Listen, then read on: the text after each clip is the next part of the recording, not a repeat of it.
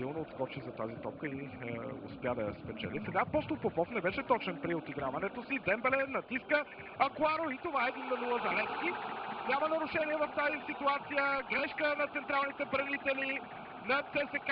Първо Апостол Попов върна топката по изключително нелеп начин.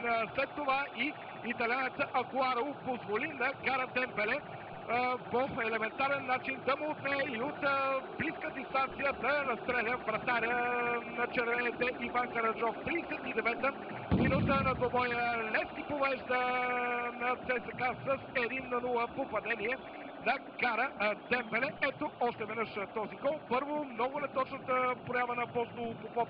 След това Дембеле успя да излъже Акуаро.